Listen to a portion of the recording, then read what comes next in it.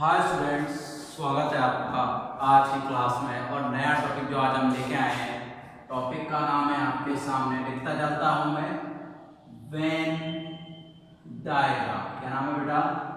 Venn diagram, या फिर क्या बोलेंगे आप लोग, वेन आरेख। है क्या? रीजनिंग का बड़ा आसान सा टॉपिक है, कई एग्जाम में पूछा जाता है। आप लोगों के लिए क्या इंपॉर्टेंट है? फर्स्ट ऑफ ऑल आप लोग तो ये समझिए कि क्या आप जो अंडर बीनीथ मतलब जो 10 से नीचे वाले लेवल के बच्चे हैं उनके लिए इसलिए जरूरी है कि जो भी आपके एग्जाम है, सबसे बड़ी बात करें एनटीएससी की, ठीक है, या जो आपके स्टेट लेवल की एग्जाम्स होती है, उनमें जो रीजनिंग का पैटर्न होता है वो काफी इंपॉर्टेंट होता है। एनटीएससी में एक पेपर मेंटल एबिलिटी का आता है जिसमें पूरे 100 नंबर की क्या आती है, आपकी रीजनिंग आती है। मैथ का पेपर जो आता है, ठीक है, तो उस पेपर को क्लियर करने के लिए आपको रीजनिंग आनी चाहिए। और मेनली जो मेरा फोकस रहता है और सभी कॉम्पिटिटिव एग्जामों पे, तो उनके लिए भी हमारे पास बड़ा इंपॉर्टेंट टॉपिक है। क्या नाम है टॉपिक का? वेन आरेख। सिंपल सा टॉपिक है, होने को हम 2 से 3 दिन में करा सकते हैं और 1 दिन में भी हो सकता है, ठीक है। एक कंप्लीट क्लास से लेकर कंप्लीट क्लास भी हो जाएगा। लेकिन हम क्या बात कर रहे हैं कि अभी हम जो अपने एजुकेशन है उसको किस लेवल पे लेके जा रहे हैं? हम कॉम्पिटिटिव लेवल के बजाय उसको कहां लेके जा रहे हैं? एकेडमिक लेवल पे लेके आ रहे हैं कि हमारी जो वीडियो का फायदा प्रत्येक बच्चे को मिले और वो इस हिसाब से पढ़े कि उसे पूरे वीडियो देखने के बाद एक उसे ऐसा लगे कि यार मैंने स्कूल में पढ़ा है, मैंने कहाँ पढ़ा है, इतनी सारी मेरे पास नोट्स हो गए, इतने सारे मैंने एग्जाम्पल कर लिए कि अब मेरे को इसमें कोई तकलीफ नहीं होगी, ठीक है। फिर बेटा देखो, सिंपल सी बात है, वेन डायग्राम है क्या?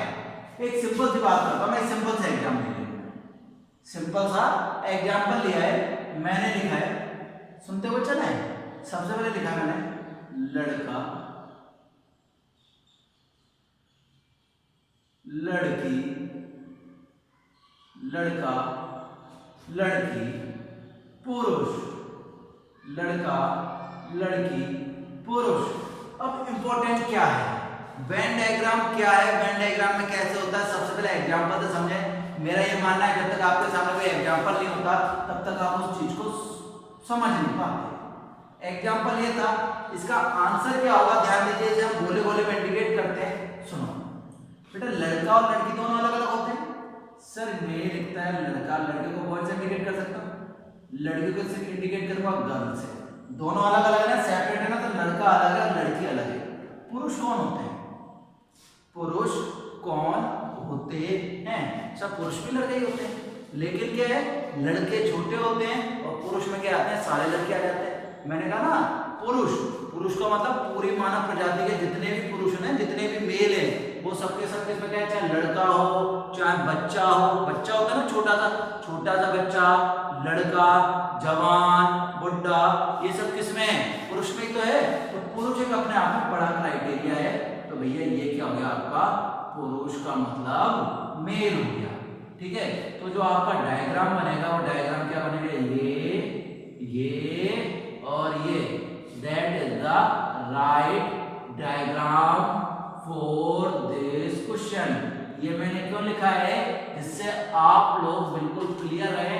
हालांकि एग्जाम में जो आएगा वो कैसा आएगा? ऐसा आएगा, ऐसा बिल्कुल नहीं आएगा। ये मैं आपको लिख के बता रहा हूं जिससे आप लोगों को क्लियर हो। दोबारा सुनिए, वेन आरेख क्या है, आराम आराम से पढ़ रहे हैं जिससे बिल्कुल तकलीफ ना हो, ठीक है।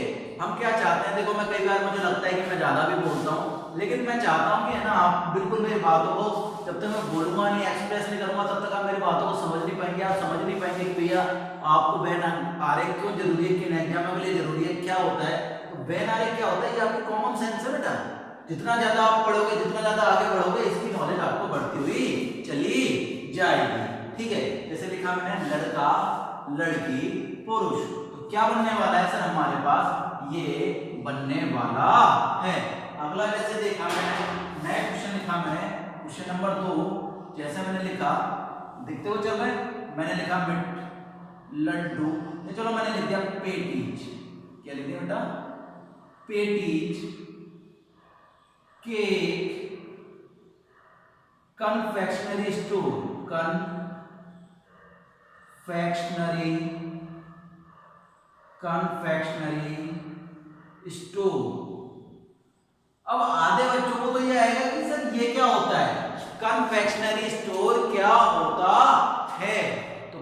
एक चीज मैं आपको बताऊं, जिसे आप लोग बेकरी बोलते हैं ना, बेकरी, जहाँ टोस्ट मिलते हैं, आपके पेटीज मिलती है, पेस्ट्री मिलती है, वो जो स्टोर होता है वो कौन सा स्टोर कहलाता है? Confectionery store. तो आपको पता है सर पेटीज अलग होती है नहीं होती? केक अलग होता है, लेकिन दोनों कहाँ मिलते हैं? कन्फेक्शनरी स्टोर पे आपको मिलते हैं।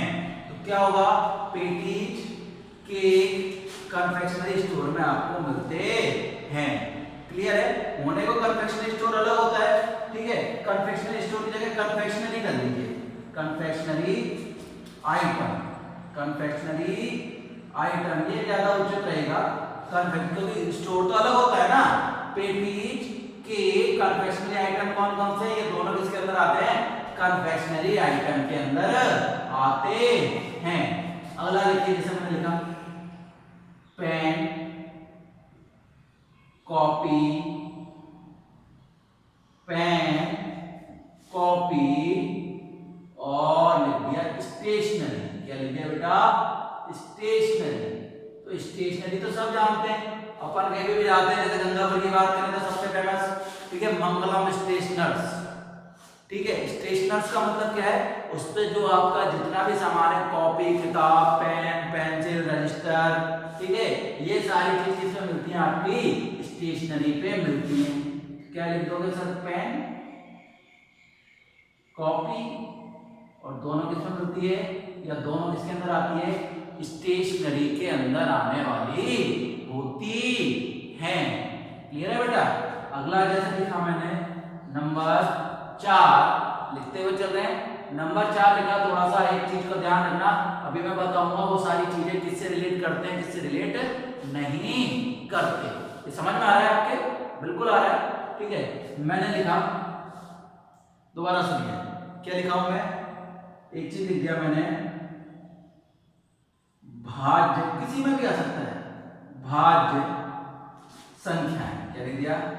भाज्य संख्या, लिख दिया सम संख्या, और इधर लिख दिया विषम संख्या।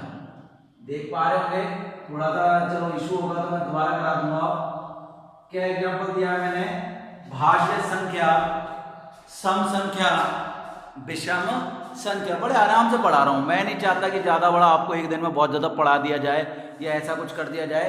नॉर्मली हम 20-20 मिनट के वीडियो बनाएंगे, 20 मिनट में आपके 10 से 15 एग्जाम्पल कराने के विचार में हैं। क्या लिख दिया मैंने? लड़का, लड़की, पुरुष था जो आपने करा, ये सेकंड एग्जाम्पल आपने करा, उम्मीद करता हूं समझ में आए होंगे। पेन, कॉपी, स्टेशनरी आपके समझ में आया होगा। भाज्य संख्या, सम संख्या, विषम संख्या। अब बेटा रीजनिंग के कई टॉपिक ऐसे हैं जिनके लिए आपको बहुत ज्यादा ब्रॉड माइंडेड होना पड़ेगा, बहुत ज्यादा नॉलेज होनी चाहिए। जैसे वेन डायग्राम हो गया, क्लासिफिकेशन हो गया, एनालॉजी टेस्ट हो गया, ठीक है। क्योंकि इसमें आपको जैसे एनालॉजी टेस्ट या क्लासिफिकेशन में क्या होता है, निम्न में से भिन्न को छाट के संबंध बताना होता है। तो संबंध तो बता पाएंगे जब आपको नॉलेज है। सेम ऐसे ही है, भाज्य संख्या, सम संख्या, विषम संख्या। सर आपको पता है सम अलग होती है, ठीक है, और विषम अलग होती है। लिख दिया सम और विषम, ऑर्डर रिवर्स होता है, मैं लिख नहीं रहा, मैं बता रहा हूँ। सम अलग होती है और विषम अलग होती है। लेकिन भाज्य संख्या भी तो अपने आप में एक अलग टॉपिक है या नहीं? लेकिन मैंने आप लोगों को क्या बताया है कि अगर आप बांटोगे तो संख्या दो ही तरीके से बांट सकते हो, या तो सम और विषम या फिर भाज्य और अभाज्य। अब भाज्य संख्या क्या होती है? जिनमें किसी का भाग जाता है। तो भाज्य संख्या दो ही तरीके होंगी, या तो सम होंगी या विषम होंगी। लेकिन एक चीज ध्यान रखो, भाज्य संख्या कौन सी होती है? भाज्य संख्या दो। कौन सी? दो। भाज्य भी है और सॉरी हाँ, जो आपका दो है, कौन है? दो। दो तो क्या है? अभाज्य। दो क्या है? अभाज्य। लेकिन दो के अलावा जितनी भी सारी संख्या है, दो के अलावा जितनी भी सम संख्या है, वो सारी क्या होती है? भाज्य होती है। और विषम संख्या तो होती है भाज्य, जैसे 9, 15, 25, ठीक है। 25 के बाद आप 39 ले लो, तो क्या बनेगा आपका? ये बनेगा गोला, गोला, गोले के अंदर गोले वाली बात है, दोनों हो सकती है, ठीक है। सम और विषम अलग है, लेकिन भाज्य क्या हो सकती है? भाज्य संख्या सम भी हो सकती है और विषम भी हो सकती है। मैं समझाने में कामयाब रहा हूं अपनी बातें, और देखते हैं आगे। एग्जाम्पल्स बहुत कराने वाला हूं मैं आपको, आज सिर्फ इसका इंट्रोडक्शन देने मिलने वाला है। इंट्रोडक्शन के अलावा ज्यादा नॉलेज अभी मैं इसमें नहीं दे पाऊंगा, ठीक है। तो मैं आपको क्या बोल रहा हूँ कि अभी भी इंट्रोडक्शन ही चल रहा है, उन चीजों पर ध्यान दीजिए कि इंट्रोडक्शन में मैं आपको क्या क्या समझाने वाला हूँ। एक अलग से एग्जाम्पल ले लेते हैं। 5 नॉर्मल सा कोई मोबाइल या किसी भी चीज का एग्जाम्पल ले सकते हैं जो आप लेना चाहते हैं, ठीक है। अब मैंने कहा छात्र, छात्राएं, छात्र, छात्राएं, और मैंने लिख दिया लड़की। छात्र, छात्राएं, लड़की। क्या बनेगा, कोई क्या बताएगा? छात्र, छात्राएं, लड़की।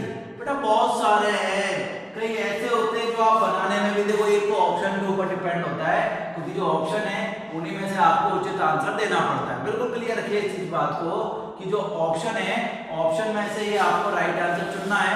तो ये चीज तो है, इसके अलावा भी आपको क्या देखना है, ऑप्शन देखने के बाद ही राइट आंसर होता है, लेकिन फिर भी आपके दिमाग में क्लिक होना चाहिए ना कि सर ये वाला है या ये वाला नहीं है।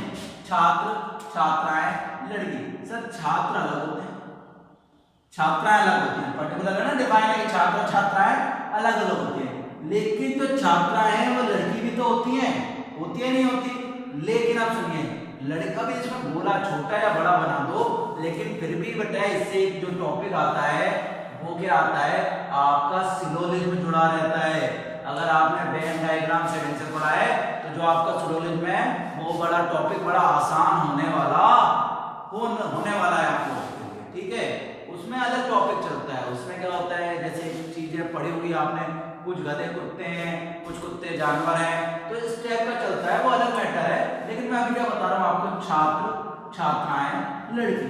सर छात्र अलग है, छात्राएं अलग है, लेकिन छात्राएं किसमें होती हैं, लड़कियों में होती हैं। किसमें होती हैं, लड़कियों में होती हैं। तो आपका जो राइट आंसर होगा बेटा वो ये बनने वाला है। क्लियर है, समझ में आ रहा है। नेक्स्ट देखें, जैसे हमने और बताया, ठीक है, मैंने लिखा शेर, लिख दिया। शेर के बाद लिखा मैंने चीता, ठीक है, और मैंने लिख दिया शेर, चीता, मांसाहारी। शेर, चीता, मांसाहारी। टाइगर, सॉरी, लॉयन, चीता, और आपका क्या है भैया, आपका ये कार्निवोरस। तो क्या बनेगा सर, शेर अलग होता है, चीता अलग होता है, लेकिन दोनों में क्या समानता है, दोनों के दोनों क्या होते हैं, मांसाहारी जानवर होते हैं। सर ये तो अलग अलग है, अब कुछ ऐसा बताओ जिसमें अलग बने या थोड़ा, ये तो सर टिपिकल चल रहा है, कभी दोनों के ऊपर एक, कभी एक, तो जो आपका अलग अलग होगा वो अलग अलग होगा। जैसे लिख दिया मैंने आपके लिए, लिख दिया, चलो लिख दिया मकड़ी, जो मन में आ रहा है वो लिख दिया मकड़ी। और बता दो कोई नया नाम, मकड़ी। सांप से आ रहा कि ऐसा भी बेवकूफी बड़ा क्वेश्चन हो जाएगा, ऐसा लिखना मेरे को अच्छा नहीं लगेगा, तो एक लेवल होता है कि मकड़ी, सांप, कुछ भी लिख दिया वो अलग है, वो कोई चीज अच्छी बात नहीं है। अब देखो मैंने एक चीज लिखा, मैंने लिखा आपके लिए वकील। क्या लिखा बेटा, वकील, पुरुष, महिलाएं।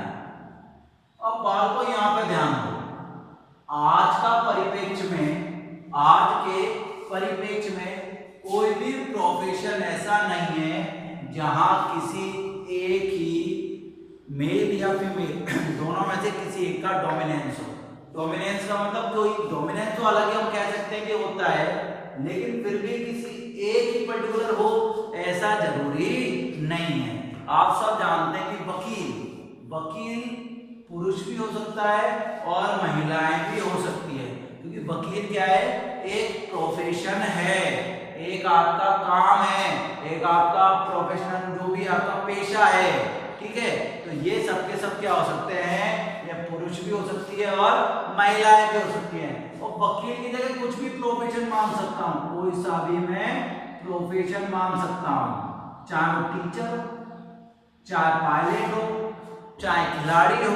खिलाड़ी भी तो हो सकता है ना, जैसे आजकल बड़े फेमस खिलाड़ियों में स्मृति मंदाना आती है, हरमनप्रीत कौर आती है, रानी रामपाल आती है, तो बहुत सारे नाम हैं, ठीक है, बबीता फोगाट। तो मैं कह रहा हूँ हर प्रोफेशन है, तो मेरा कोई एक बिल्कुल ऐसा नहीं कि पुरुष ही पुरुष रहते हैं या महिलाएं महिला रहते हैं, उसमें पुरुष भी हो सकते हैं और महिलाएं भी हो सकती हैं। तो आपका क्या बनेगा सर, ये तो हमारा पुरुष, ये महिलाएं, दोनों अलग अलग हैं, लेकिन क्या होगा, वकील तो दोनों ही बन सकते हैं।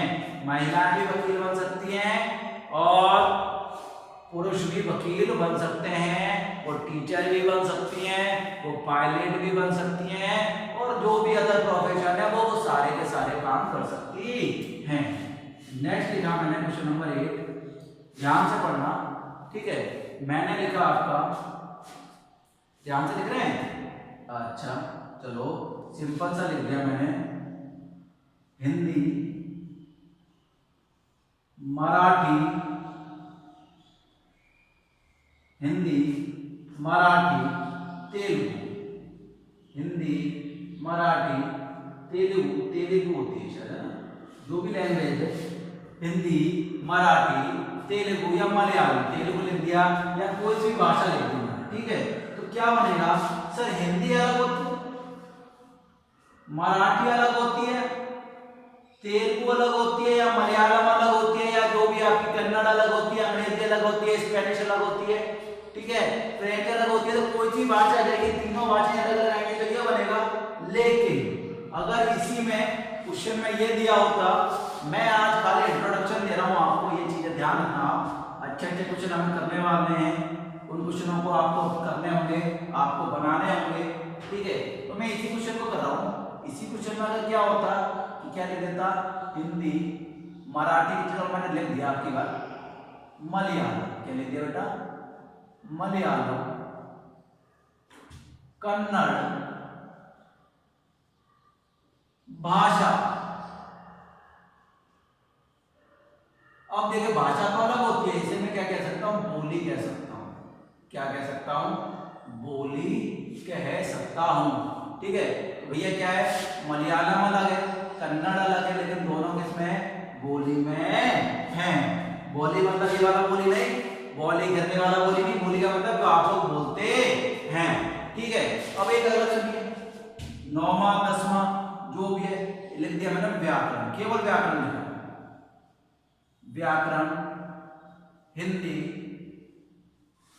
संस्कृत, या संस्कृत की जगह मैं अंग्रेजी में लिख सकता हूं, ठीक है। अब आप सब जानते हैं कि व्याकरण हिंदी की भी है, संस्कृत की भी है और अंग्रेजी की भी है।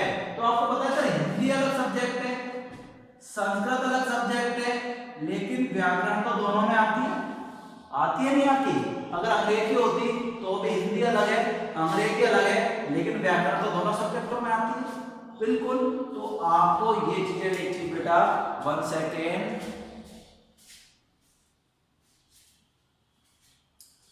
सॉरी थोड़ा सा कॉल था, एडिट करने की कोशिश करेंगे, थोड़ा एडिटिंग में सीख रहा हूँ बेटा, तो थोड़ा सा माफ कीजिएगा, उसमें वीडियो थोड़ा सा इसीलिए लंबा हो जाता है, मैं एडिटिंग नहीं सीख पाया, लेकिन कुछ वीडियो आने वाले टाइम में आपको शायद बहुत अच्छी क्वालिटी के मिलेंगे, इंतजार कीजिए, ठीक है। तो मैंने व्याकरण, हिंदी और संस्कृत, तो हमने क्या सीखा कि सर ऐसा है कि व्याकरण तो दोनों में होती है, हिंदी में भी होती है और संस्कृत में भी होती है।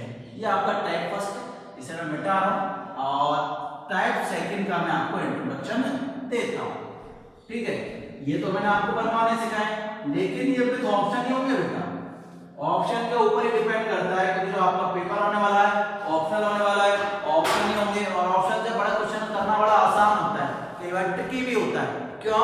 क्योंकि अगर आप कोई क्वेश्चन करोगे तो आपके पास जिस क्लास में 33 बच्चे हैं, तो मैं मानता हूँ एक नॉर्मल क्लास है, तो मेरी क्लास में 77 बच्चे हैं, तो मैं मानता हूँ मैं आपको एक कोई क्वेश्चन दूंगा, तो आप लोगों के आंसर कितने आएंगे, वो अप्रॉक्स 50 आंसर आएंगे, सबके अलग अलग आएंगे, टिप भी लेते हैं कुछ बच्चे।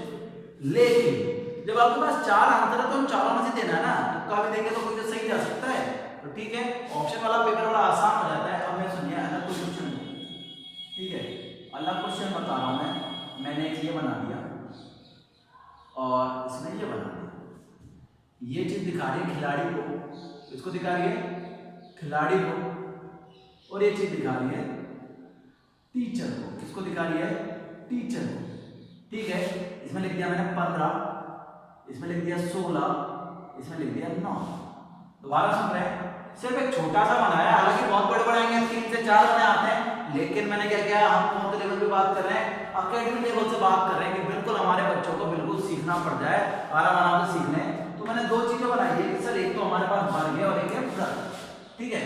तो देखिए मैंने कहा कितने खिलाड़ी हैं। अब एक क्वेश्चन पूछूं, पहली चीज, कुल खिलाड़ी कितने हैं, कुल खिलाड़ी कितने हैं बताइए आप, कुल खिलाड़ी कितने हैं। तो कुल खिलाड़ी हैं सर 15 प्लस 16 बराबर 31। कुल कितने खिलाड़ी हैं, 31।